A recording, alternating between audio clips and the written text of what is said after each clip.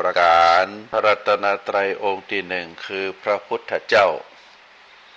พระรัตนตรัยองค์ที่สองคือพระธรรมเจ้าพระรัตนตรัยองค์ที่สามคือพระอริยสังฆเจ้าข้าพระพุทธเจ้าขอเคารพนอบน้อมกราบไหว้แตบไตรไวสาคุณพระรัตนตรัยเจ้าถึงสามประการด้วยความเคารพสักการะเป็นอย่างยิ่งขอถวายความเคารพพระมหาเถรานุเถระเจ้าคณะพระสังฆาธิการ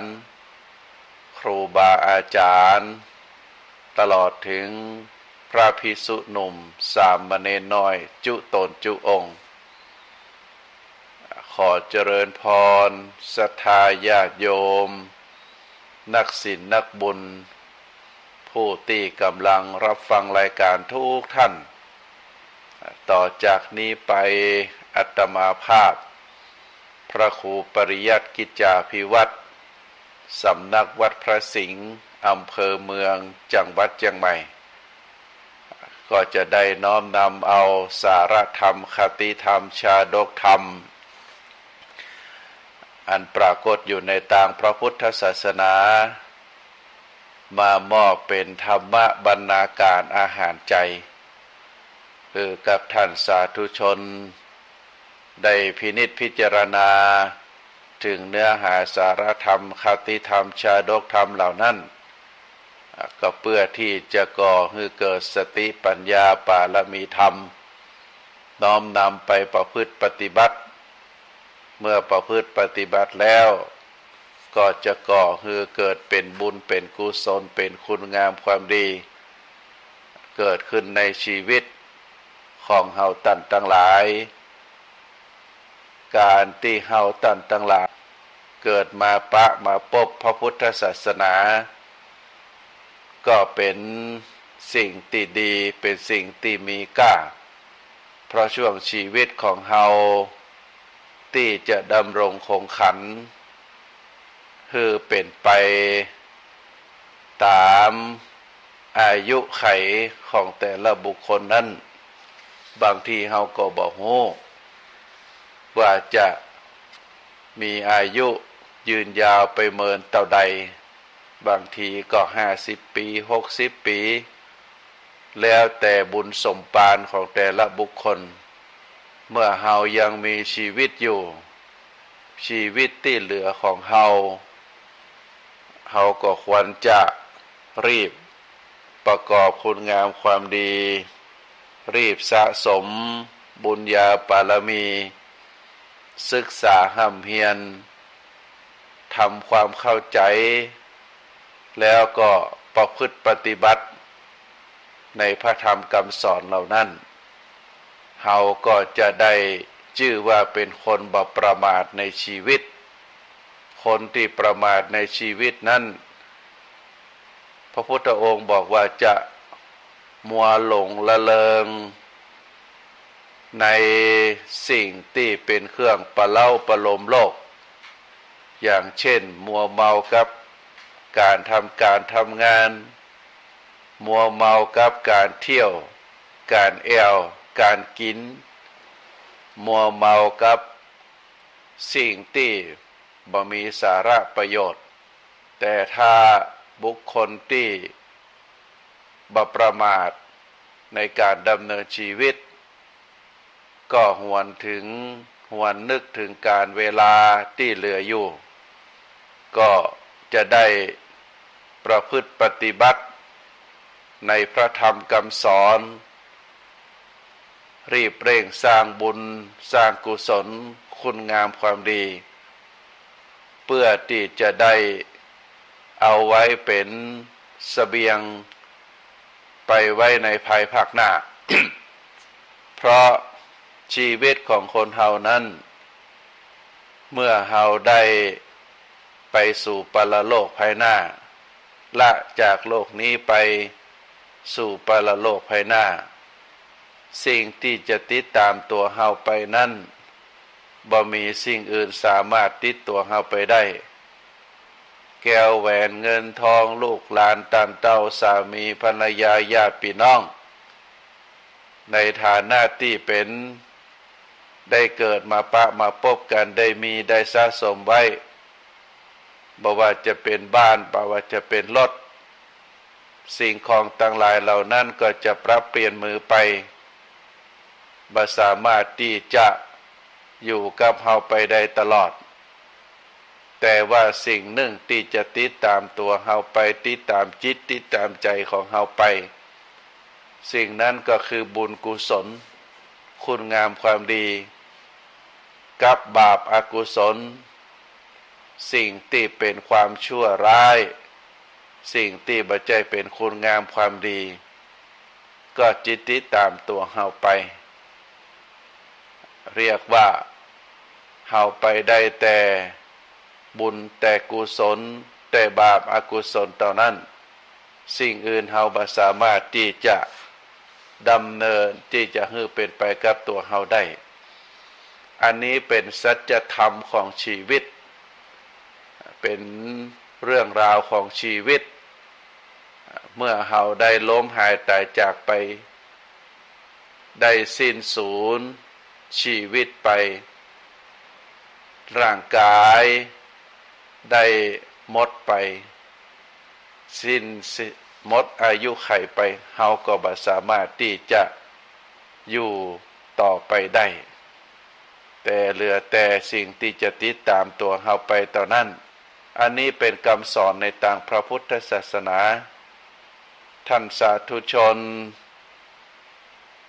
อุบาสกอุบาสิกาทั้งหลายท่านผู้ฟังก็เฮาบ่ควรประมาทในการดำเนินชีวิตสิ่งใดที่มันเป็นคุณงามความดีเฮาก็สะสมไว้สิ่งใดที่มันเป็นความบดีบ่งามเป็นบาปอกุศลเฮาก็พยายามที่จะละจะสลัดออกไปจาก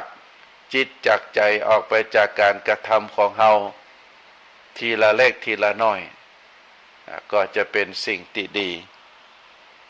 เมื่อเฮาได้แนวทางที่ครูบาอาจารย์ได้สอนไว้ปรับเปลี่ยนพฤติกรรมได้หันมาทำในสิ่งที่ดีก็จะก่อให้เกิดเป็นบุญญาบารมีของเฮาในช่วงนี้ เฮาจะหันว่าช่วงสงกรานต์ปีใหม่เมืองสิ่งหนึ่งที่เป็นประเพณีวัฒนธรรมที่เฮาได้กระทำกันมาก็คือการสุมากะละวะดำหัวการทำสุมากะละวะดำหัวเป็นประเพณีที่งดงามเป็นการกระทำของผู้น้อยได้กระทำต่อผู้ใหญ่ผู้ที่มีอายุแม้แต่พระสงฆ์ก็ทำเช่นเดียวกันเป็นการทำสามีจิกรรมหรือการสุมากะละวะดำหัวเป็นการขออภัยขอโทษที่ได้ล่วงล้ำกำเกินในความปีที่ผ่านมาเพราะเฮาท่านทั้งหลายนั้นเป็นสัตว์สังคมอยู่กับคนหมู่มากบอกว่าจะเป็นพ่อแม่พี่น้องปู่ป้าน้าอาในฐานะที่เป็นวงศาคณาญาติบอกว่าจะเป็นผู้รักผู้ใหญ่ที่ได้เกี่ยวข้องกันในฐานะที่เป็นชุมชนหมู่บ้านบอกว่าจะเป็นครูบาอาจารย์บอกว่าจะเป็น ผู้บังคับบัญชาผู้ใต้บังคับบัญชาครูบาอาจารย์กับลูกศิษย์ก็มีความเกี่ยวข้องกันในฐานะที่เป็นการสั่งสอนระหว่างคุณครูบาอาจารย์กับลูกศิษย์หรือเกี่ยวข้องกันในฐานะที่ผู้บังคับบัญชากับผู้ใต้บังคับบัญชาหรือจะเกี่ยวข้องกันในฐานะที่เป็นชุมชนหมู่บ้านซึ่งเฮาก็มีผู้เกี่ยวข้องในฐานะที่เป็นสมาชิกในชุมชนสมาชิกในชุมชนก็จะมีผู้เกิดก่อนเกิดหลังมีปฏิสัมพันธ์กันช่วยเหลือซึ่งกันและกันได้รับการอนุเคราะห์สงเคราะห์ซึ่งกันและกันบ่ว่าจะต่างใดต่างหนึ่งแล้วก็การปฏิสัมพันธ์กันในฐานะที่เป็นสมาชิกครอบครัวเครือญาติก็ดีการปฏิสัมพันธ์ในฐานะที่เป็นผู้ร่วมในองค์กรก็ดีมีความปฏิสัมพันธ์กันในฐานะที่เป็นสมาชิกในสังคมชุมชนก็ดีก็ย่อมจะมีการกระทบกระทั่งการบ่พอใจหรืออาจจะมีการเข้าใจผิดเมื่อเฮาได้กระทำในสิ่งที่บ่ดีได้มีโอกาสอู้ในสิ่งที่เป็นสิ่งที่บ่ดีหรือมีโอกาสคิดในทางด้านลบในทางที่บ่ดีก็ดีเมื่อถึงคราววันสำคัญวันปีใหม่วันสงกรานต์วันเข้าพรรษาออกพรรษาโดยเฉพาะพระสงฆ์ก็จะทำสามีจิกรรมกันเพื่อที่จะเป็นการขออภัยขอสุมาขอคารวะซึ่งเป็นคุณธรรมของผู้น้อยที่จะพึงมีต่อผู้ที่มีอายุมีพรรษามีตำแหน่งซึ่งเฮาท่านทั้งหลายก็ได้หันได้หู้มาโดยตลอดธรรมเนียมไทยแต่โบราณของเฮานั้นผู้น้อยต้องเคารพนบนอบต่อท่านผู้ใหญ่อ่อนน้อมถ่อมตนอยู่เสมอซึ่งผู้ใดอยู่ในฐานะควรไหว้ก็ไหว้ผู้ใดที่อยู่ในฐานะควรกราบก็กราบเราเรียกว่าเป็นคนมืออ่อนเท้าอ่อนบาแข็งกระด้างรักษากิริยามารยาทแบบผู้ดีมีตระกูลเรื่องนี้ปฏิบัติสืบกันมาจนกลายเป็นวัฒนธรรมไทยประการหนึ่งซึ่งเป็นที่เชิดหน้าชูตาของประเทศชาติได้เป็นอย่างดีทั้งนี้ทั้งนั้นเฮาจะได้พิจารณาหันว่าเพราะคนไทยของเฮานั้นได้รับเรียกว่าได้รับสืบสานต่อยอดมาจากพระพุทธศาสนาใน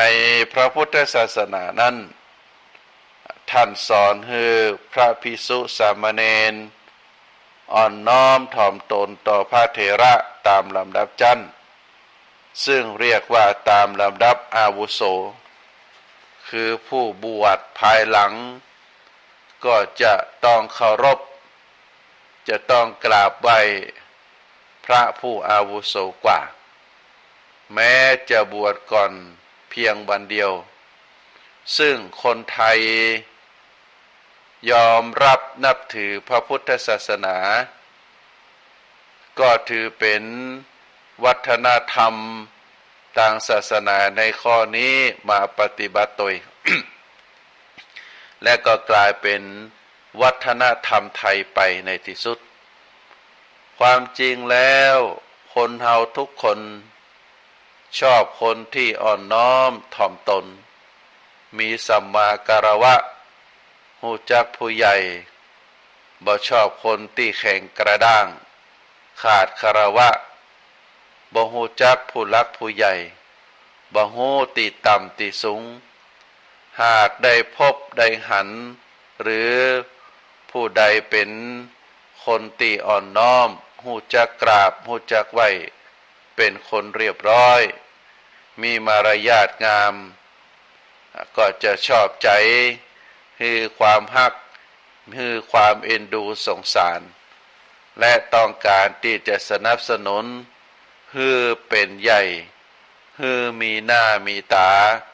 คือมียศตำแหน่งสูงขึ้นตรงกันข้ามหากว่าเฮาหันผู้ใดเป็นคนแข่งกระด้างมารยาทบ่เรียบร้อยบ่ฮู้จักที่ต่ำที่สูงขาดสัมมาคารวะย่อมบ่ถูกใจบ่อยากจะสนับสนุนให้ก้าวหน้าบ่อยากจะให้เป็นใหญ่ต่อไปเพราะรังเกียจกิริยามารยาทของผู้นั้นท่านสาธุชนทั้งหลายคนที่เป็นผู้ที่คนใหญ่สนับสนุนก็ดีคนที่มีความอ่อนน้อมถ่อมตนก็ดีท่านว่าย่อมจะเจริญโดยอายุวันนะสุขภละด้วยว่าเจริญโดยอายุก็คือทำให้มีอายุอยู่อย่างสะดวกสบาย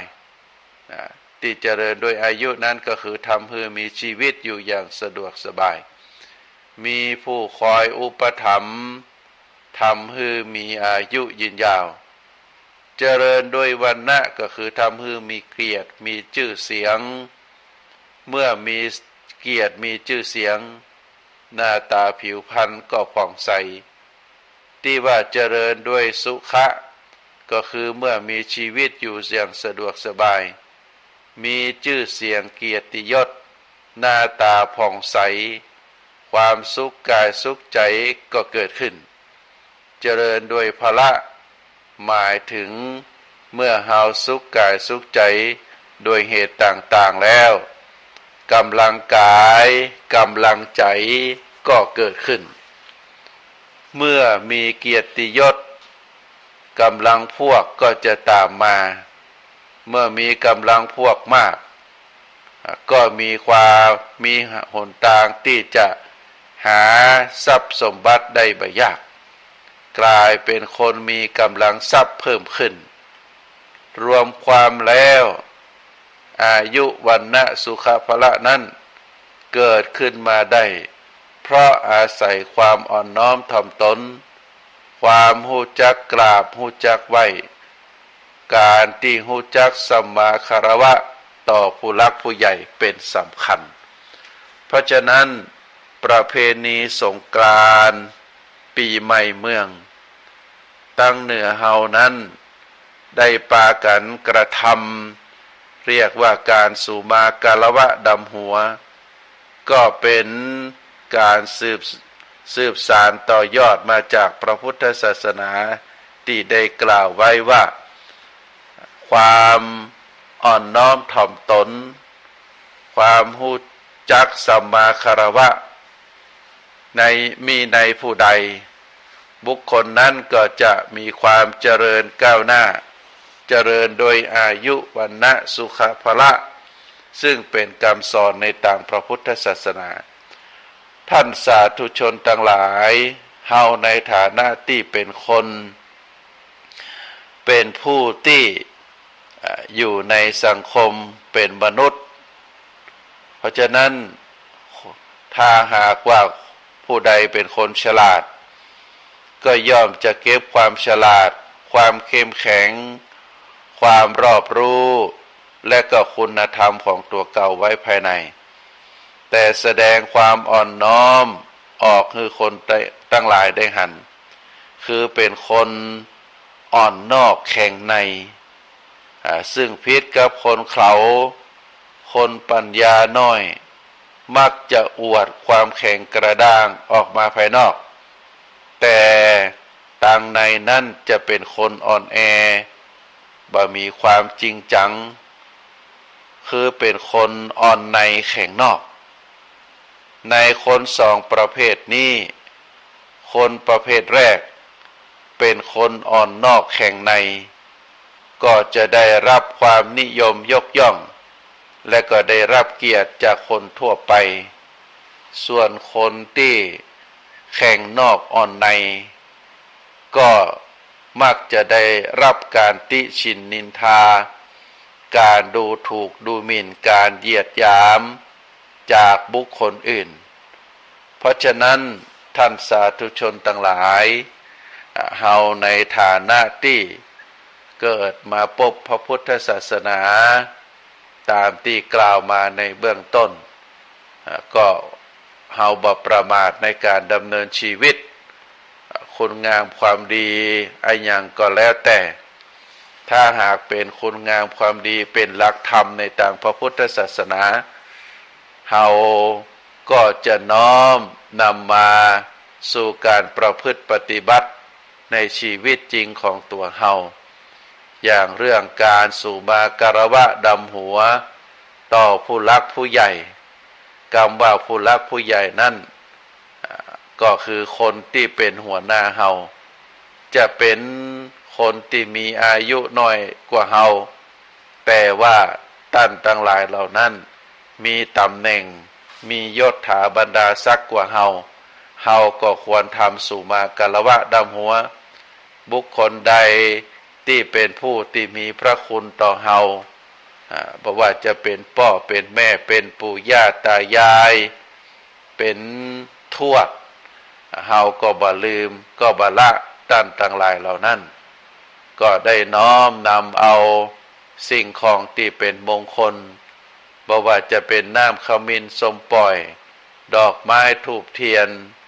หรือสิ่งของใดที่เป็นของมีค่า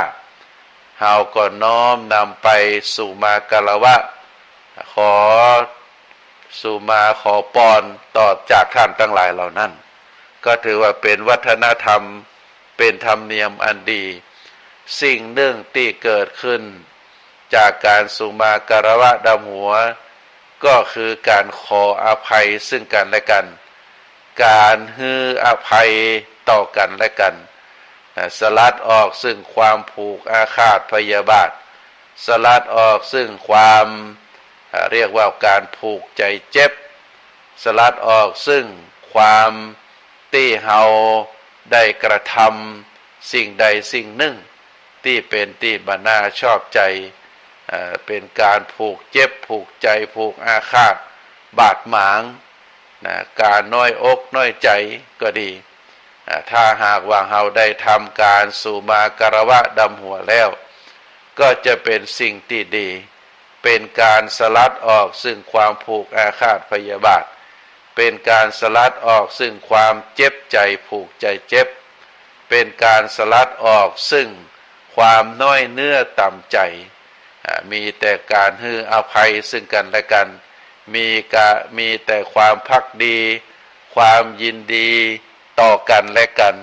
บ่ว่าจะเป็นผู้สูงอายุบ่ว่าจะเป็นผู้น้อยอันนี้เป็นสิ่งที่เกิดขึ้นจากการสุมาการวะดำหัวการได้รับพรจากผู้ที่เฮาเคารพนับถือว่าเป็นสิ่งที่ดีเป็นสิ่งที่มงคลเพราะฉะนั้นก็ขอฝากเนื้อหาในสิ่งที่เอ่ยมาคือท่านทั้งหลายว่าเฮาได้ทำสิ่งที่เป็นคุณงามความดีต่อการประพฤติปฏิบัติในชีวิตของเฮาท่านสาธุชนทั้งหลายสิ่งหนึ่งที่เฮาได้เอ่ยกันไปก็คือการได้ประพฤติตนมีความอ่อนน้อมถ่อมตนมีความประพฤติที่ดีงามมีสัมมาการวะรู้จักที่ต่ำที่สูงรู้จักการวางตัววางตนในสถานการณ์ต่างๆอันใดที่เฮาควรจะเป็นผู้นำอันใดที่เฮาควรจะเป็นผู้ตามอันไหนที่เฮาจะต้องคือการช่วยเหลือ ช่วงใดที่เฮาควรจะฮือกำเสนอข้อคิดต่อที่ชุมชนต่อที่ประชุมถือว่าเป็นเรื่องสำคัญโดยเฉพาะการได้ฝึกได้ฝนได้ปฏิบัติตนได้ถูกต้องเฮาซึ่งถือว่าเป็นการฮู้จักตัวเองวางตัวเองถูกอันนี้ถือว่าเป็นเรื่องสำคัญการที่คนเฮาจะสามารถฝึกปฏิบัติให้ถูกต้องตามกาลเวลาให้ถูกต้องตามสถานะให้ถูกต้องตามหีดห้อยประเพณีชุมชนบุคคลนั้นจะต้องได้รับการฝึกฝนตัวเก่ามาเป็นจะดีเรียกว่าได้รับการศึกษาได้รับการอบรมแล้วก็ได้น้อมนำสิ่งต่างหลายเหล่านั้นมาฝึกฝนมาปฏิบัติจึงได้วางตัววางตนอย่างถูกต้องนอกจากจะวางตัววางตนได้ถูกต้องแล้วบุคคลคนนั้นก็จะได้รับยกย่องจากประชาชนจากสังคมว่าเป็นคนที่มีระเบียบมีวินัยมีเกียรติมีศักดิ์ศรีเป็นคนที่ควรจะได้รับการยกย่องสรรเสริญอย่างเป็นต้นเพราะฉะนั้นการที่คนเฮาจะได้ประพฤติตัวประพฤติตนให้ได้เป็นอย่างดีแล้วสิ่งสำคัญก็คือจะต้องฮู้จักตัวเก่าเมื่อฮู้จักตัวเก่าแล้วได้ฝึกฝนตัวเก่าแล้วสิ่งสำคัญที่สุดเราเรียกว่าเป็นคนชนะตัวเองที่ได้ฝึกฝนตนเองได้ทำในสิ่งที่ดีได้กระทำในสิ่งที่มันถูกต้องเรียกว่าเป็นคนชนะตัวเก่าคนที่ชนะคนทั้งหลายเป็นล้านคนในสงครามได้ก็ยังไม่ได้ชื่อว่าเป็นคนยอดเยี่ยมในสงครามส่วนคนใดที่ชนะตนเองเพียงคนเดียวก็ชื่อว่าเป็นผู้ยอดเยี่ยมในสงครามอันนี้เป็นพุทธดำรัสขององค์สมเด็จพระสัมมาสัมพุทธเจ้าได้กล่าวได้คือความสำคัญของตัวเอง ว่าการที่เฮาทั้งหลายได้ฝึกฝนได้ศึกษาได้ประพฤติปฏิบัติได้อย่างถูกต้องเพราะบุคคลคนนั้นได้ชนะตัวเองโดยเฉพาะชนะใจตัวเองถือว่าเป็นเรื่องสำคัญเฮาจะหันว่าในสนามรบผู้ที่สามารถเอาชนะข้าศึกได้ย่อมได้รับการยกย่องว่าเป็นผู้ยอดเยี่ยมในสนามรบสมเด็จพระเจ้าสมเด็จพระนเรศวรมหาราชก็ดีหลวงพ่อคุณพญาบางลายก็ดีหรือ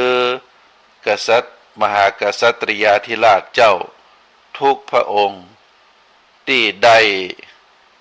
เอาชนะในข้าศึกสงครามก็ได้รับการยกย่อง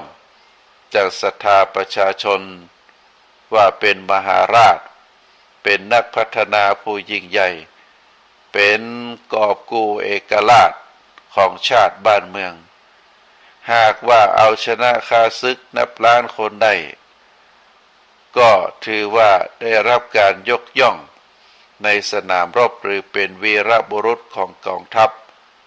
อันนี้เป็นคติที่เจ้าโลกทั้งหลายได้กระทำกัน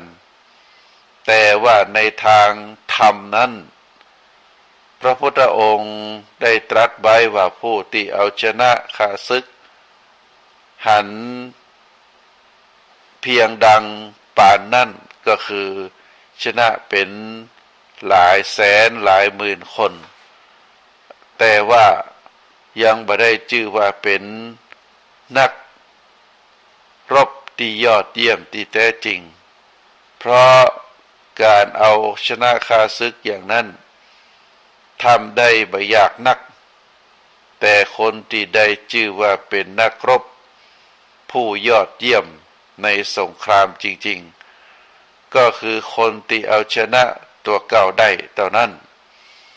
การเอาชนะตัวเก่าได้แม้เพียงคนเดียวก็เป็นเรื่องที่ทำได้ยากนักหนาทำได้ยากกว่าการเอาชนะข้าศึกเป็นล้านคน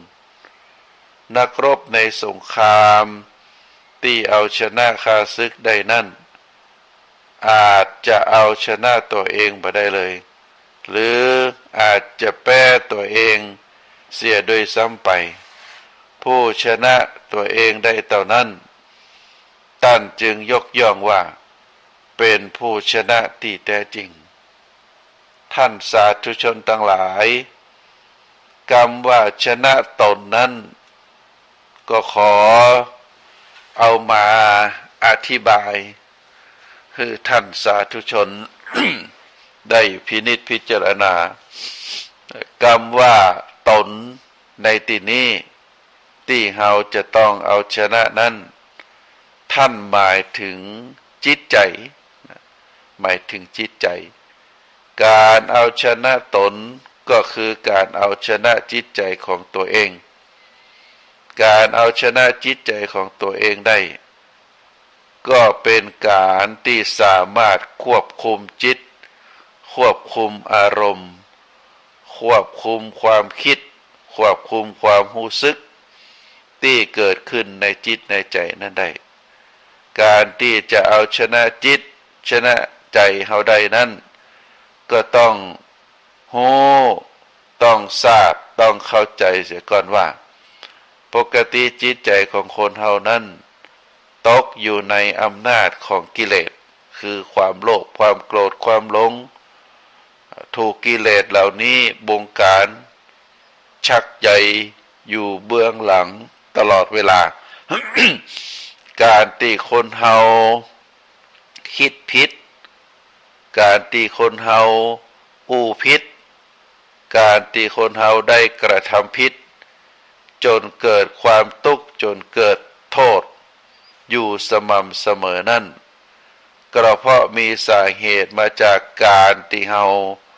บ่สามารถจะเอาชนะจิตชนะใจของตัวเองได้ก็หมายถึงว่ายังบ่สามารถที่จะเอาชนะกิเลสได้นั่นเองคนที่ฝึกฝนอบรมควบคุมจิตใจอยู่เสมอโดยการใจสติสัมปชัญญะกำกับหูตัวอยู่เสมอว่าขณะใดกิเลสประเภทใดมาเกิดในจิตในใจก็ควรจะกำจัดออกไปหรือระงับยับยั้งไว้อย่างไรย่อมจะสามารถเอาชนะกิเลสนั้นได้อันนี้เป็นเรื่องสำคัญศรัทธาญาติโยมเราจะหันหลายผู้หลายคนที่ได้ออกสื่อจะทางโซเชียลได้ออกสื่อทางโซเชียลก็ได้รับทุกข์ได้รับการทรมานหรือได้รับการประณามจากคนทั่วไปก็เพราะว่าบุคคลคนนั้นบ่สามารถที่จะชนะตนเองได้บ่สามารถที่จะควบคุมจิตควบคุมใจของตัวเองได้ข่าวที่เฮาได้หันที่เฮาได้ดูทางผ่านโซเชียลบอกว่าจะเป็น Facebook บอกว่าจะเป็นเพจบอกว่าจะเป็นโทรทัศน์ เฮาจะหันว่าคนทั้งหลายนะได้กระทำความผิดบ่ว่าจะเป็นการฆ่าการทำร้ายบุคคลเฮาก็จะหันว่าคนที่ทำร้ายพ่อทำร้ายแม่ ก็มีนักทำร้ายแม่หญิงซึ่งเป็นเพศที่อ่อนแอก็มีหลายมักจะถูกฆ่ามกในห้องพ่องถูกฆ่ามกในป่าพ่องหรือฆ่าแล้วเอาไปทิ้งพ่องเป็นหญิงนั่นถือว่าเป็นเพศอ่อนแอคนที่ทำก็คือเป็นปอจายที่ว่าเป็นเพศแข็งแรงบางทีสาเหตุที่เกิดขึ้นก็เพราะว่าความบ่พอใจความหึงหวงความเป็นเจ้าเข้าเจ้าของบ่ปล่อยวางแต่ก่อนนี้ฮักกันดีช่วงหลังมาเกิดความหวาดระแวงความบ่ฮู้จักปอของคนตึงสองตึงไม่ยิงปอจ่ายไปปะคนใหม่ก็ตีตัวออกห่างจากคนเก่าคนเก่าก็มีความคับแค้นใจเคยทุ่มเทเคยคนสมัยใหม่เปิ้นก็เคยซัพพอร์ตเคยดูแลเคยช่วยเหลือเคยฮือสิ่งนั้นสิ่งนี้แต่มาช่วงหลังปะคนใหม่อาจจะรวยกว่าได้รับการดูแลได้รับการซัพพอร์ตนักกว่าก็ทำให้เกิดความห่างเหินตีตัวออกห่างคนที่ถูกตีตัวออกห่างก็เกิดความระหวาดระแวงได้ติดตามดูพฤติกรรมเมื่อได้หันแล้วก็เกิดความคับแค้นใจเกิดความคับแค้นใจก็อาศัยจังหวะ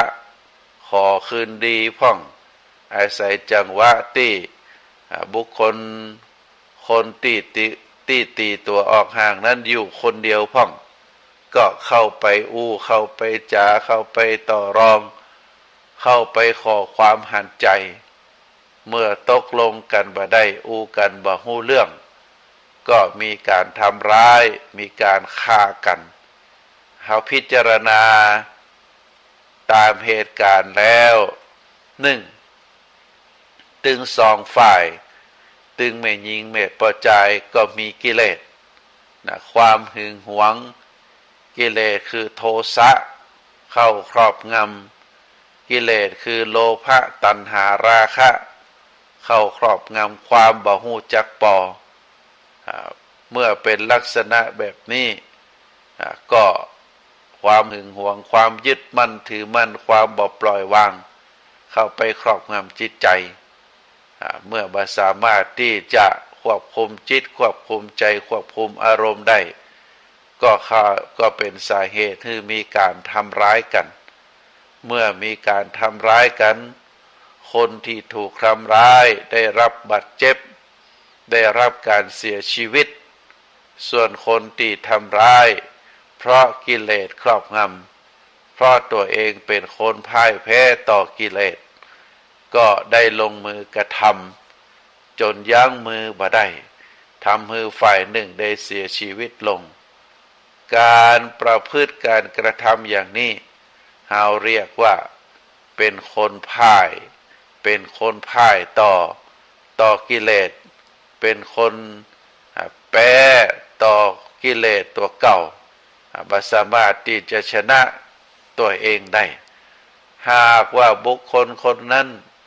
คนที่ทำร้ายนั้นได้รับการศึกษาได้มีสติได้มีปัญญาก็จะเข้าใจว่ามันเป็นเรื่องธรรมดา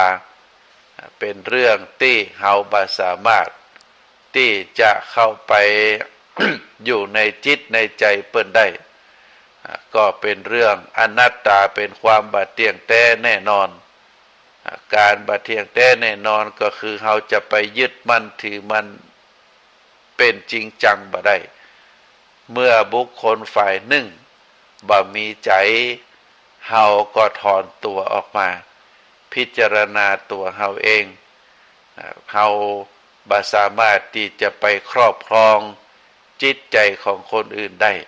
ประสามารถที่จะให้คนอื่นมาอยู่ ภายใต้ตามความคิดตามความต้องการของเราได้ตลอดเวลาอันนี้เป็นสัจธรรมศรัทธาญาติโยมเรียกว่าเป็นอนัตตาความบัจเจตัวบัจเจตนที่แท้จริงอนัตตาเป็นความเฮาบ่สามารถที่จะไปเข้าเป็นใหญ่แม้แต่ตัวเฮาเองเฮาก็บ่สามารถที่จะควบคุมตัวจิตแต่ดูแลฮืออยู่ในโอวาทถ้อยฟังคำของเฮาตลอดเพราะเป็นอนัตตาสำคัญเฮาบ่สำคัญว่าตัวเฮานั้นเป็นใหญ่กฎหลักสัจธรรมกฎหลักสัจธรรมก็คือทุกสิ่งทุกอย่างนั้นเป็นอนิจจังทุกสิ่งทุกอย่างนั้นเป็นเป็นทุกขังทุกสิ่งทุกอย่างนั้นเป็นอนัตตาอนิจจังทุกขังอนัตตาเป็นกฎไตรลักษณ์สรรพสิ่งก็จะอยู่ในกฎตัวนี้เช่นเดียวกันคนที่ถูกทำร้ายก็เช่นเดียวกันช่วงหนึ่งมีความฮักช่วงหนึ่งมีความพอใจพอเกิดความเบื่อหน่ายเกิดตัณหาเราเรียกว่าเป็นภาวะตัณหาวิภาวะตัณหากามตัณหาภวะตัณหาวิภาวะตัณหาถ้าเกิดความอยากเราเรียกว่าเกิดความต้องการในกามคุณเกิดความต้องการในรูปเสียงกลิ่นรสผลิตภัณฑ์อันนี้เราเรียกว่าเป็นกามตัณหาข่าวใดที่เกิดความอยากมีอยากเป็นอยากมีนั่นอยากเป็นนี่อยากจะมีภรรยาอยากจะมีสามีอยากจะเป็นคนฮักอยากจะเป็นคนดีเกิดความอยากขึ้นเราเรียกว่าภาวะตัณหาคราวใดที่เกิดความบักอยากจะเป็นบ่อยากจะมีบ่อยากจะเป็นคือบ่อยากจะเป็นสามีของคนนี้บ่อยากจะเป็นภรรยาของคนนี้บ่อยากจะเป็นนั่นบ่อยากจะมีนี่เกิดความเบื่อหน่ายเราเรียกว่าเป็นวิภวะตัณหาตัณหาถึง3ประการนี้เป็นต้นต่อของความทุกข์เป็นต้นต่อของความทรมานเพราะฉะนั้นความอยากในกามคุณความอยากมีคู่ครองถ้าบ่ได้ดังใจก็เกิดทุกข์ความอยากจะมีอยากจะเป็นอยากจะเป็นผู้นำอยากจะเป็นผู้ใหญ่บ้านอยากจะเป็นผู้กำกับอยากจะเป็นรัฐมนตรีอยากจะเป็นเจ้าคนในคน เมื่อบ่ได้ดังใจก็ทุกข์อยากจะมีนั่นอยากจะมีนี่อยากจะมีทรัพย์สมบัติอยากจะมีบ้านราคาแพงเหมือนกับคนอื่นก็เกิดความทุกข์เมื่อบ่ได้ดังใจเพราะฉะนั้นศรัทธาท่านสาธุชนทั้งหลาย เฮาท่านทั้งหลายในฐานะที่เป็นชาวพุทธเฮาจะต้องคิดเฮาจะต้องรู้และสิ่งสำคัญที่สุดก็คือสามารถที่จะเอาชนะกิเลสได้เมื่อคนใดสามารถเอาชนะกิเลสอันเกิดในใจได้บุคคลนั้นก็ชื่อว่าได้เป็นผู้ชนะที่แท้จริงส่วนคนไหนที่ชนะคนอื่นได้แต่แพ้ใจของตัวเองบุคคลนั้นได้ชื่อว่าบัจจัยเป็นคนที่ได้รับการชนะที่แท้จริงเฮาท่านทั้งหลายจะต้องหูเต้าหูตันที่สามารถจะชนะกิเลสได้คือสามารถจะควบคุมจิตควบคุมใจของตัวเองได้เมื่อทำจิตใจคือเมื่อทำได้จิตใจก็จะหูเท่าทันกิเลสหูวิธีป้องกันกิเลสหูวิธีแก้ไขเมื่อกิเลสเกิดขึ้นเมื่อกิเลสถูกหูเสียก่อนอย่างนี้ก็จะทำอย่างจิตใจเฮาบ่ได้เหมือนขโมยขึ้นบ้านเมื่อเจ้าของบ้านหูตัวหูตนขึ้นมา ระมัดระวังสิ่งของไว้ก็ขโมยของไอ้อย่างไปบ่ได้จะต้องรีบหนีไปและเมื่อเขาหู้ตัวบ่อยเข้าก็บ่กล้าเข้ามารบกวนแหมผู้ที่เอาชนะกิเลสได้ชื่อว่าเอาชนะใจของตัวเองได้ตรงกันข้ามคนที่แพ้อำนาจของกิเลสย่อมถูกกิเลสปั่นหัวจนหมุนอยู่ตลอดไปบ่สามารถที่จะโงหัวขึ้นมาได้ต้องวิ่งต้องเต้นต้องแสดงท่าทางต่างๆตามที่ผู้กำกับคือกิเลสได้สั่งตลอดเวลาบ่เป็นตัวของตัวเองได้เลยการเอาชนะเรียกว่าการเอาชนะคนอื่นใดนั้นเป็นการเพาะศัตรูเข้าไว้บ่อาจจะหมดทุกข์หมดความเดือดร้อนได้วันข้างหน้าบุคคลเหล่านั้นก็จะต้องมาเอาคืนจะต้องแก้แค้นชนะคนอื่นย่อมเป็นสุขประได้อย่างที่ว่ามาแต่เมื่อเฮาสามารถชนะจิตใจของตัวเองได้แล้วจะอยู่ที่ไหนจะเป็นอายังความสุขก็จะมีได้ต่างนั้นก็จะมีความสุขได้ต่างนั้นและก็บ่มีศัตรูมาแก้แค้นได้เพราะฉะนั้นก็ขอฝากศรัทธาญาติโยมท่านสาธุชนที่รับฟังรายการอยู่ก็ขอฝากธรรมะ ที่ได้ได้เอ่ยมาวันนี้คือท่านสาธุชนได้พินิจพิจารณาเรื่องที่เฮาจะต้องฝึกจิตฝึกใจคืออยู่ในร่องคืออยู่ในรอยโดยการที่เฮาสามารถมีสติปัญญากำกับ บ่ฮือกิเลสความเศร้าหมองมาครอบครองจิตใจเฮามาเป็นใหญ่ในจิตใจเฮาเมื่อเฮาใจสติปัญญาสลัดกิเลสออกไปได้เฮาสามารถดูแลจิตดูแลใจของเฮาได้ก็ถือว่าเป็นผู้ที่ยอดเยี่ยมเป็นผู้ชนะที่แท้จริงเป็นแชมเปี้ยนที่แท้จริงเพราะเฮาสามารถที่ดูแลตัวเก่าได้ดูแลตัวเฮาเองได้ก็ขอฝากสาระธรรมคือท่านสาธุชนได้พินิจพิจารณาถึงวาระสุดท้ายของการดำเนินรายการอาตมาภาพขอนำรายการจากท่านสาธุชนไปก่อนสุดท้ายนี้ขอตั้งจิตอธิษฐานอำนวยพรให้ศรัทธาญาติโยมนักศีลนักบุญทุกท่านได้ มีความสุขได้มีความเจริญนิราคาแคล้วจากทุกโศกโรคภัยพยันตรายต่างหลายทั้งมวลจงเจริญโดยจตุรพิทพรชัยมีอายุวันนะสุขภละปฏิภาณธนสารธรรมสารสมบัติรุ่งเรืองโดยลาภยศสุขสรรเสริญจงทุกประการเทินขอเจริญพร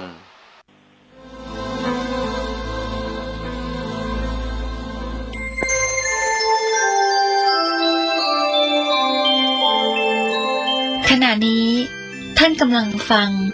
สถานีวิทยุกระจายเสียง FM 104.5 เมกะเฮิรตซ์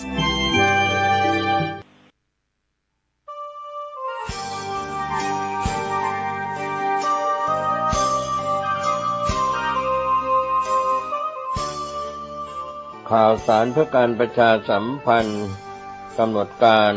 ฟังเทศรายการรถด่วนขบวนพิเศษในฤดูกาลเข้าพรรษาประจำปีพุทธศักราช 2567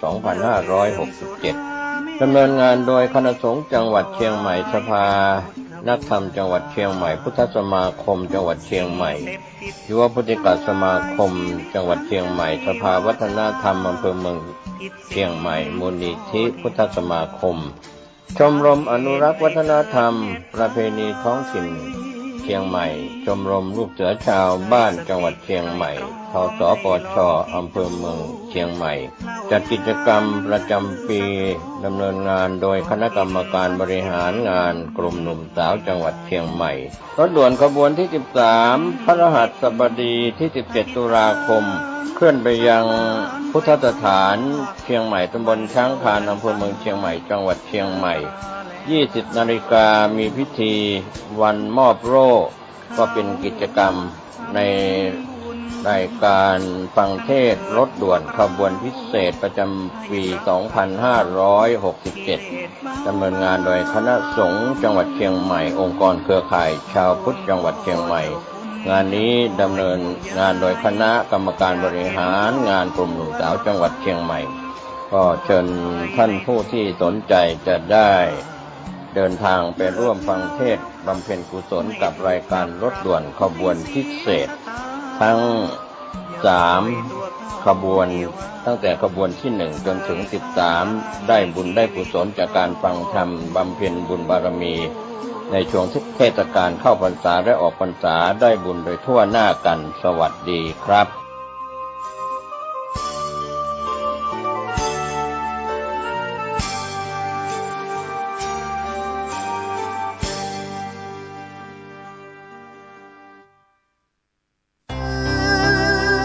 พิธีเทวาภิเษกวันปิยมหาราชรัชกาลที่ 5 วัดดอนจันทร์อำเภอเมืองจังหวัดเชียงใหม่เชิญร่วมพิธีทำบุญตักบาตรสืบชะตาพิธีพุทธาภิเษกตะกรุดดินเผาปีที่ 5 และพระรอดดินเผาปีที่ 1 วันพุธที่ 23 ตุลาคม พุทธศักราช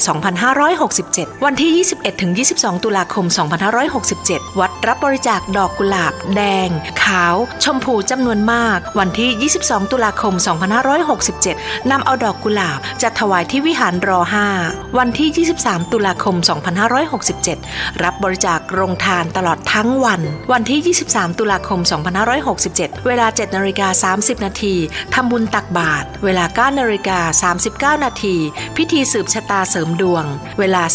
19:19 นาทีพิธีบวงสรวงพระปิยมหาราชรัชกาลที่ 5 เวลา 19:39 นาทีถึง 23 นาฬิกาพิธีพุทธาภิเษกตะกรุดดินเผาปีที่ 5 และพระรอดดินเผาปีที่ 1 ติดต่อวัดดอนจันทร์โทร 053-240-184ข่าวสารเพื่อการประชาสัมพันธ์งานบุญงานกุศลพิธีทำบุญทอดกฐินมหาวิทยาลัยเชียงใหม่ประจำปีพุทธศักราช 2567 ตรงกับวันเสาร์ที่ 2 พฤศจิกายนณวัดฝายหินตำบลสุเทพอำเภอเมืองเชียงใหม่จังหวัดเชียงใหม่ 9 นาฬิการวมตัวนักข่วงวัฒนธรรมมหาวิทยาลัยเชียงใหม่ตั้งขบวนแห่องค์กฐินและบริวารของมหาวิทยาลัยเชียงใหม่ขบวนแห่องค์กฐินและบริวารจากทุกคณะสถาบันสำนักและส่วนงานต่างๆพร้อมกันชมการแสดงของชมรมพื้นบ้านล้านนาสโมสรนักศึกษามหาวิทยาลัยเชียงใหม่ 9:39 นาทีเคลื่อนขบวนแห่องค์กฐินและบริวารเข้าสู่วัดฝายหินมหาวิทยาลัยเชียงใหม่อธิการบดีและผู้แทนผู้บริหารถวายผ้าห่มพระพุทธปฏิมาประธานในพิธีจุดธูปเทียนบูชาพระรัตนตรัยถวายตาลปัตรใหม่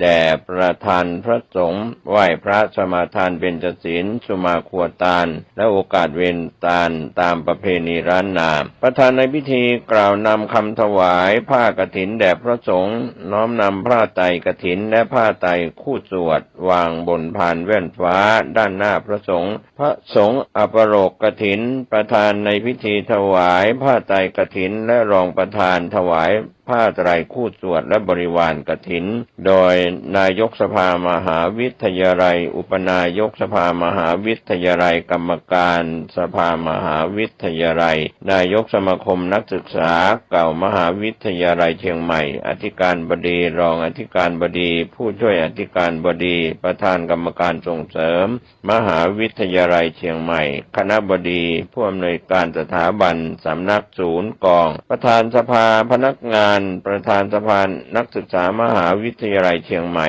นายกสโมสรนักศึกษามหาวิทยาลัยเชียงใหม่ประธานคณะกรรมการกลางหอพักนักศึกษามหาวิทยาลัยเชียงใหม่ตามลำดับถวายเครื่องบริวารกฐินและภัตตาหารพระสงฆ์อนุโมทนากรวดน้ำรับพรลาพระสงฆ์ประกาศผลรางวัลการประกวดขบวนกฐิน10:30 นาทีโดยประมาณ7พิธีขอเชิญชวนผู้ใจบุญใจกุศลชาวมหาวิทยาลัยเชียงใหม่ภายนอกมหาวิทยาลัยเชียงใหม่ร่วม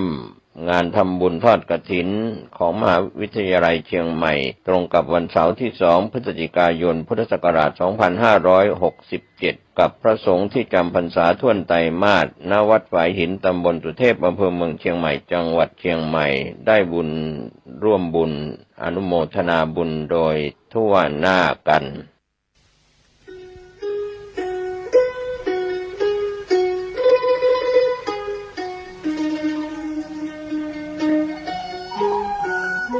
คัมภีร์อุปาทสันติเป็นวรรณกรรมภาษาบาลีของล้านนาไทยแต่งโดยพระมหามังคละศีลวังสะพระเถระนักปราชญ์ของชาวเชียงใหม่รูปหนึ่งในสมัยของพระเจ้าสิริธรรมจักรวรรดิลกราชาธิราชหรือพระเจ้าติโลกราชรัชกาลที่11แห่งราชวงศ์มังรายเป็นพระคาถาล้วนจำนวน271คาถาคัมภีร์นี้เป็นที่รู้จักกันแพร่หลายในหมู่ชนชาวล้านนามาแต่โบราณกาลทั้งพระสงฆ์สามเณรและชาวบ้านพากันสวดและฟังอุปาทสันติเพื่อกลับความร้ายให้กลายเป็นความดีมีคำเล่าว่าสมัยที่ท่านแต่งอุปาทสันตินั้นที่เชียงใหม่มีโจรผู้ร้ายและคนอันธพาลชุกชุมผิดปกติมีเหตุร้ายและสิ่งกระทบกระเทือนอยู่เสมอพระมหาเถระศีลวังสะจึงให้พระสงฆ์สามเณรและประชาชนพากันสวดและฟังอุปาทสันติเพื่อสงบเหตุร้ายทั้งมวลที่เกิดขึ้นในเมืองคณะสงฆ์วัดราชภาติการามกรุงเทพมหานครได้นำบทสวดอุปาทสันติคาถาสวดถวายแด่พระบาทสมเด็จพระเจ้าอยู่หัวภูมิพลอดุลยเดชมหาราชเนื่องในวโรกาสฉลองกาญจนาภิเษกเป็นครั้งแรกณเสนาสนะป่าสิริวัฒนวิสุทธิ์อำเภอท่าตะโกจังหวัดนครสวรรค์จึงขอเชิญชวนพุทธศาสนิกชนคนไทยทุกท่านได้ร่วมกันสวดพระคาถานี้ถวายเป็นราชสักการะบูชาแด่พระบาทสมเด็จพระเจ้าอยู่หัวในวโรกาสอันเป็นมหามงคลครั้งนี้และเพื่อยังความสุขสงบอันยิ่งใหญ่ให้แก่แผ่นดินเพื่อความสงบระงับจากภัยพิบัติทั้งปวงและเพื่อความเป็นสิริมงคลแก่ตนเองครอบครัวหมู่คณะชาวไทยและชาวโลกทั้งมวลสรัจฉังสะเสนังสะพันธุงนรินทางปริตตานุภาโวสทารักขตุติภริตวานเมตตังสเมตตาภทานตาอวิคิตจิตตาปริตตังพนันตุสักเขกาเมจรูเปคิริสิขารตเตจันตลิเควิมาเนทีเปรัตเทจะคาเมตรุวนาคาเนเคหวัตทุมให้เขตเตภูมิมาจายันตุเทวาชละทละวิสเมยัคขกันทัพพนาคาติทันตาสันติเกยังมุนิวรวจนังสานทโวเมสุนันตุธรรมัสสวนกาโลยัมปทันตาธรรมัสสวนกาโลยัมปทัน ตาธรรมะสุนกาโลอายัมภทานตานะโมตัสสะภะคะวะโตอะระหะโตสัมมาสัมพุทธัสสะนะโมตัสสะภะคะวะโตอะระหะโตสัมมาสัมพุทธัส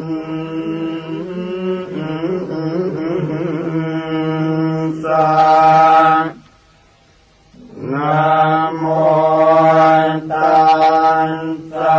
ภะคะวะโต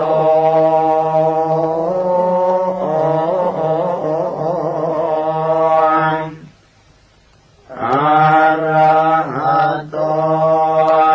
สัมมา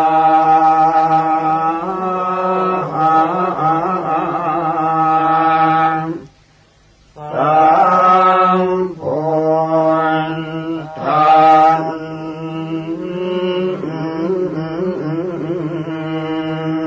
สะสุตุทัสโสอายังธัมโมโลกันตังขินะเทสิโต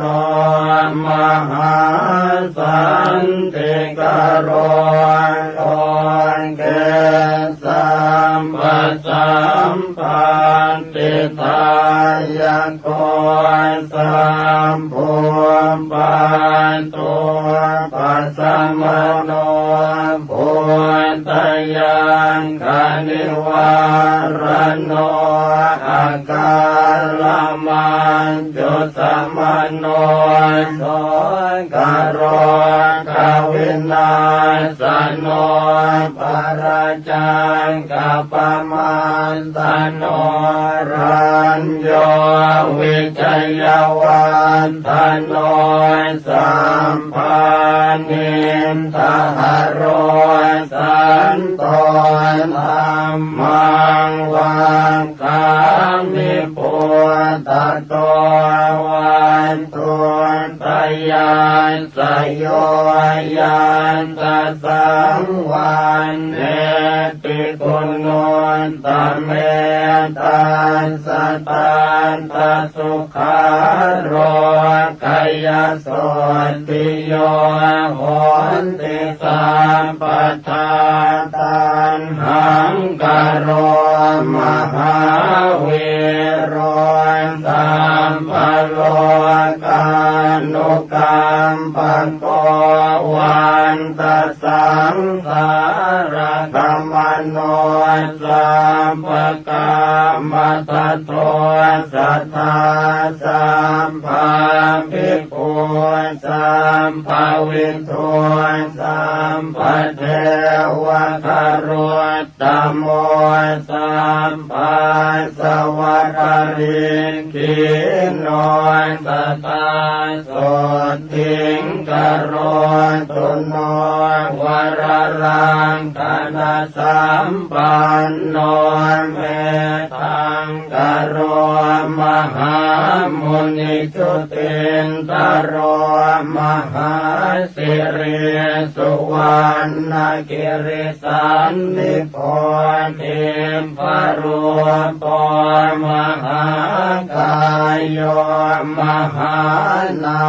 โทมหาพโลมหาการุณิโกสัทธามหาสันติงกโรตุโนมหาโมหตมังหันตวายโยนาโทสรนังกโรเทวาเท มนุสานังโลกานันจะหิตังกโรปยามาปะภาภิรุจิตโตนิโครตปริมันทโลนิโครตปังกปิมโพนโทสัทธาโสทิงกโรตุโนอาสิติรตันโนเพโตติปังกโรมหามุนิปปานิทาวเตตันสถาเนทวัฏสโยจเนวัสสัตตสหัสสานิตตวานโนเกวินายโกโลกาโลกัสโรสันทาสัทธาโสติงกโรตุโนอัฏฐาสิติหันตุเปโตโกนทัญโยนามนายโกสัมปธรรมเมหิอัสสมโมสัมภปารมิตาคัมโมวัสสัตตสหัสสานิอายุตัสสมเหสิโนโมเจตุโตสัมภปยาสัทธาโสติงกโรตุโนอัฏฐาสิติรัตนานิอาจุกโตจุตินทโรมังกโลนามาสัมพุทโธนาวุติสหัสสายุโกจัปปันนรังสิโยทัสสะสหัสสะโลกธาตุโยปรันตาตาสัจจเทติเอสะโสทิงกโรตุโนนาวุติรัตโนเปโตสุมโนนามนายโกกัญจนาจรสังกาโสนาวุติสหัสสายุโกอุเปโตปุณฑกุณเนหิสัมปสันตหิเตสโกกโรตุโนมหาสันติงอารกยัญจะสุขังสัตตาอสิติรัตโนเพโทสัตติสหัสสะอายุโกเรวโตนามาสัมพุทโธสัมภโลกุตโรมุนิตาสัสริเรเนพัตตาปภามาลาอนุตตราปรันตายโยชเนนิจังสัทธาโสทิงกโรตุโนโสภิโตนามาสัมพุทโธนาวุติสหัสสายุโกสังสารสังกเรสันเตภะหุโมเจติทุกขโตอัตตปัญญาสารตนังอาจุกโตมหามุนิโอภาเสติติสาสัมภาสัทธาโสติงกโรตุโนอโนมัทานสิสัมพุทโธเตชันสิทุรติกัมโมอันตปันนาสรตโนโอภาเสนโตสเทวเกนิพพานปาปะโกโลเกวั สาสตสหัสสายุกโรตุโนมหาสันติสุขิตาจะมยังสัทธาปตุโมนามสัมพุทโธโลกเจตโธนราสะโพอันตปัญญาสรตโนอาทิตโยววิโรจติวาสัสตสหัสสานิอายุตัสสะมะเหสิโนโสปิปุณโตการุณิโกสัทธาโสติงกโรตุโนอัตถาสิติรัตโนเปโทนารโทสัมปกามโตนิรันตรังติวาราติงโยชนังภรเตปภานาวติวาสสหัสสานิทัตวาโลเกวินายโกโมเจติตุกโตสัตเตโสปิสุทธิงกโรตุโนอัตตปันนาสรตโนปตุโมตโรมหามุนิตาสัพพกติการังสิปรันติทวาตัสโยชเนวาสัสตสหัสสานิทัตวาโลเกมตันตโทโมเจติพันธนาสัตเตโสปิปาเลตุโนสัทธาอัตถาสิติรัตนานิอาจุขโตมหามุนิสุเมโทนามสัมพุทโธนวุติสหัสสายุโกตัสสะปะกติการังสิปรันติโยชนังสัทธาปะเลตุโนสัทธาพุทโธปเยหิวิวิเทหิจปัญญาสรตโนเพโทสุชาโตนามนายโกเหมวันโนมหาเวโรมหาธรรมวิโนตโนนาวติวาสสหัสสานิอายุตัสสะมะเหสิโนโสปิปุณโตการุณิโกสัทธาโสติงกโรตุโนอาสิติรัตโนเพโท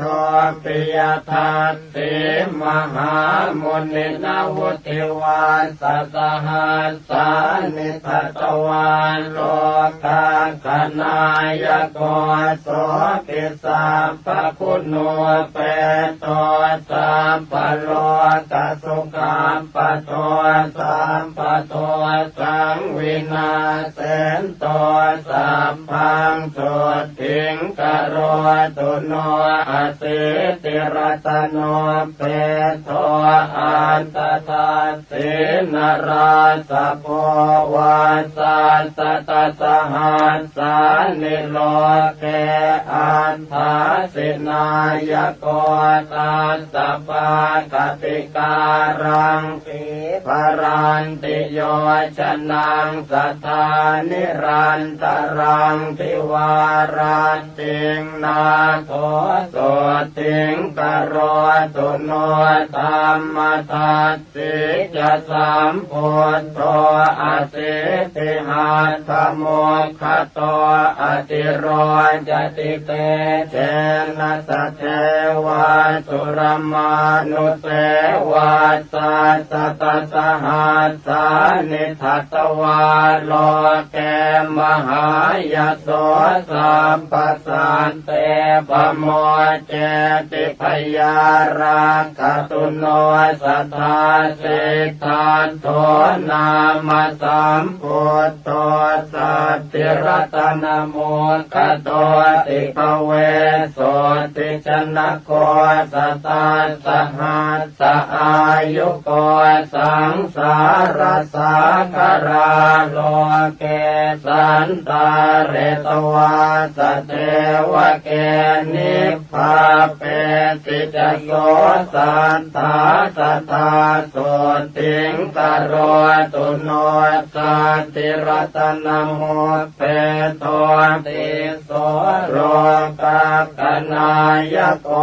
อนุปโมอัสสทิโสอตุโลอุตตโมชิโนวาสัสสะตสหัสสานิอายุตัสสะมเหสิโนอาโรกยัญจะมหาสุขังโหตุโนตัสสะเตจะสาอัตตปันนาสรตโนปุตโตโลกังขณายโกจะนำผู้จังวิโรเทนตัวนิพพาเป็นตัวสัตเทวเกนาวุติวัสสหัสสานิตตวานโมเกมหายโสอุตตรันโตปะโหสัตเตสัทธาโสติงกโรตุโนอสิติรัตโนเปโตวิปัสสิโลกนายโกปภานิทาวเตตาสัสมันตาสัตตโยชเนโสปิเทวมโนสนังพันธนาปริโมจลิอสิติสหัสสายุโกนาโทโสติงกโรตุโนสัตตติหัตถโมเพโทสิกินาเมสนายโกปภานิทาวเตตาสัสมันตาโยชนาตเยโสปิอตุลโยสัมพุทโธ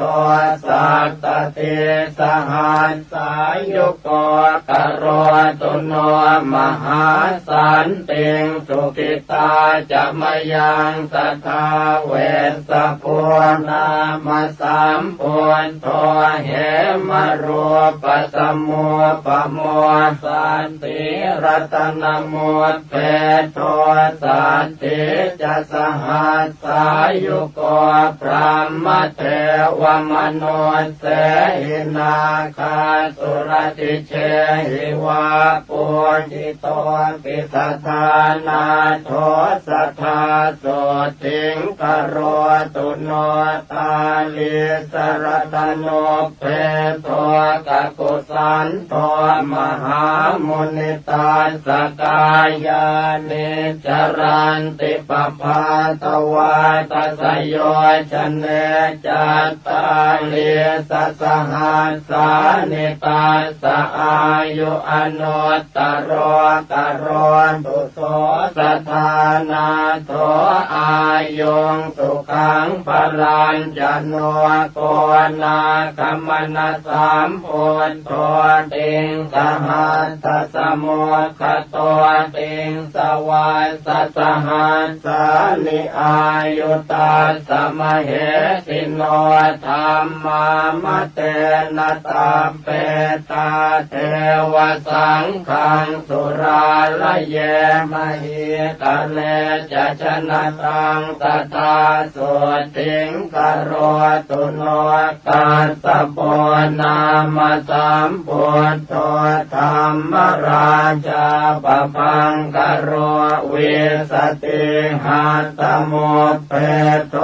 วิสัสสหัสสอายุโกอนุปโมสมสโมเทวสันทาอนุตตรกโรตุโนมหาสันติงคโรกยัญจะชยังสัทธาอัฏฐารสหัสโทเปโทโคตโมสักยวาตโนสัพพัญโยสัพพติลโกสัพพโลกสุขาปัตโตสัมพุทโธสัพพธัมมานังปะเกหิภากยวายุโตวิชาจรณะสัมปันโนโส ทยาโรทยังตถาตุโนอัมปาติตาจะสัมพุทธาอเนกสัตตโกติโยสัพพโลกมัพพิญญายสัพพสันตานุกัมปิโนสัพพเวรพยาติตาสัพพโลกสุขัมปทาสัพพโทสังวินาเสนตาสัพพโสทิงกโรนตุโนอนาคเตจะสัมพุทโธเมตตโยเทวปุจิตโตมหิติโกมหาเทวมหาสันติงกโรตุโนสัพเพปัจเจกสัมพุทธานิโรธจานโกวิธานิราระยานิราสังฆาอัปปมัยยามเหสโยทุเรติวินัยเยติสวาสัมปัตตาตังกเนนะเตสันเทติกะปะเลกัตวาสัทธาสันติงกโรตุโนสวากขาตาติสัมปันโนธัมโมสัพปริยติโกสังสารสาคาราโลเกตาเรติจินโกจโรกิเลสชาลวิทังสีวิสุทโธปุตตะเสวิโตนิพพานกัมมโนสันโตสัทธาโสติงกโรตุโนศีลาติคุณสัมปันโนสังโฆมัคคะปะเลติโตจิตตินทริโยจิตตปาปอนตากินายโยอนุตตโรอนาสวะปริสุทธโธนิราสาโสภวาภเวนิพพานโคจโรสันโตสัทธาโสติงกโรตุโนอัญญาตะโกนทัญญาเถโรรัตตัญโยนังอะโกอาหุธรรมจักกาภิตมโยสัทธาโสติงกโรตุโนวาปัสเถโรมหาปัญโยมหาตมวิโนทโนมหาสันติกโรโลเกมหาสันติงกโรตุโนภัสสิโยภัสสสิโลจตากินายโยอนุตตโรโลกัสสจริโตเถโรสัทธาโสติงกโรตุโนมหานามโมมหาปัญโยมหาธรรมวิทูสุโตมหาขีนาสวะเถโรมหาสันติงกโรตุโนอันตจิตเถโรมหาปัญโยจิตตมาโรจิตตินทริโยจิตตปัญจติโกโลเกสัทธาโสติงกโรตุโนอนุปปิกทังสุตวายโสเอกากมานะโสอาคธรรมมโนปัตโตโสทาโรคยังตถาตุโนจัตวาติกาจปัญญาสเถรังกิสหายกาปัตวานะปรมังสันติงสัทธาโสติงกโรตุโนเยติงสัพพัทธวาคิยาโรเปนะตุระวันนิโนขีนาสวาวสิปุตตาเตกโรตุอนามยังอุรุเวลกัสสะโปปิมหาปริสานโมตตโมตปิโตอาคัฏฐานามิสัทธาโสติงกโรตุโนโยนะติกัสสะปัตเถโรปุญญาเกโต อนุตตรสัสสังโฆศีลสัมปันโนตัสสะโส